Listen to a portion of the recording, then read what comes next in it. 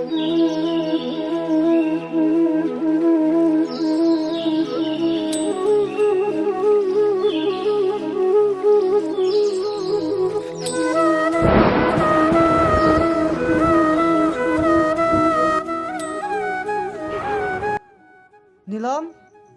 ও নীলম,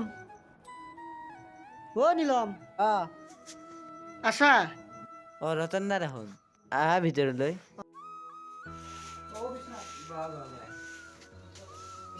ৰতন দাৰ খবৰ কেনে মোৰ খবৰ আছে দে কিবাকে ভালে আকালা মানুহ আৰু কি আৰু খবৰ আমাৰ আজিৰ পৰা মোৰ আকালে শিকবা লাগব মানে মানে দেউতা গুজৰাটলৈ গ'ল না ইদিন আহে আৰু মানে পিছে এক বছৰ মানৰ পিছত আহিব আৰু অসমত কাম থাকোঁতে আৰু গুজৰাটত গ'লে কি বাহিৰত যাব লাগে কি কবি মোৰ পঢ়া পাতিৰ খৰচ পঢ়া পাতি আৰু অসমত কিমান কাম কৰি আছে যাব লাগে নেকি গুজৰাটত উপায় নাই আৰে আমিওতো আকালে মানে কিমান কষ্ট আমিতো যাব লাগিব বাহিৰত কিয় যাওঁ না সেইটোতো কথা তই এটা কথা শুন গম পাইছি না কি আমি এতিয়া নপঢ়িলে পস্তাইছোঁ দেউতাৰ সন্মানটো ৰাখ আমি এতিয়া গাঁৱত থোৱা বসলা হৈ আছোঁ আমি কিয় নপঢ়িলোঁ এতিয়া গম পালোঁ সেইকাৰণে ভালকৈ পঢ় দেউতাৰে আমাৰ কষ্ট কৰি আছে ভালকৈ পঢ়বি আৰু তই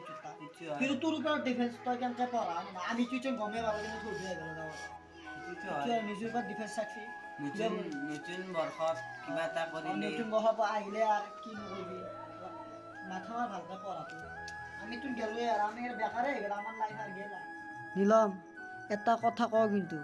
তোক ভালৰ কাৰণে কৈছোঁ তই অলপ ভালকৈ পঢ়া শুনা কৰ আৰু নিজৰ বুলিয়ে কৈছোঁ ৰতন দা তই বৰ ভাল কথা কলি নহয় মানে আজিকালি যি দিনকাল পৰিছে তইতো জানাই হয়নে নহয় সেইকাৰণে কৈছোঁ মই ভালদৰে পঢ়ি গাঁৱৰ কিবা এটা নাম ৰাখিলে দেউতাৰো ভাল লাগে দিছোঁ তই যদি ভালকৈ এটা নাম এটা ৰাখা দেউতাৰো এটা নাম এটা থাকিব আৰু গাঁৱৰ উন্নতি এটা কিমান এটা ভাল আনন্দ হ'ব হয় নহয় তই যদি দেউতাৰে তোৰ কাৰণে ডাইৰেক্ট বাহিৰত যাব লগা হৈছে কাৰ কাৰণে লাগে একমাত্ৰ তোৰ কাৰণে লগা হৈছে সেইটো তই নিজে জানিব লাগিব যাওঁতে গধূলা হ'ল ছাগল গৰু আনিব লাগিব চাহ খাই যা আকৌ চাহ নাখাব চাহ আৰু সদায় একো নাই গধূলা এনে ছাগল গৰু আনিব আহিলে বেলেগ দিনা ভালকৈ পঢ়বি আৰু তই ভালকৈ পঢ়িব লাগিব সেইটো গুৰুত্ব দি পঢ়বি নাই দেউতাৰে যি চাহ নাখাব ভালকৈ পঢ়বি আৰু না মজা আজি ৰতন দা বহুত ভাল কথা কৈছে ৰতন দাৰ নিচিনা গাঁৱত মানুহ নাই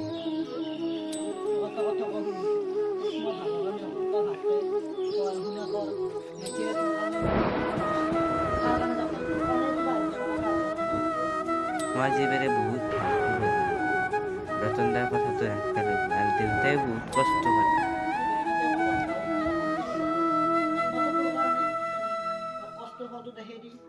গতিকে মই ভালদৰে পঢ়ি গাঁৱৰ নাম এটা ৰাখিলে দেউতা বহুত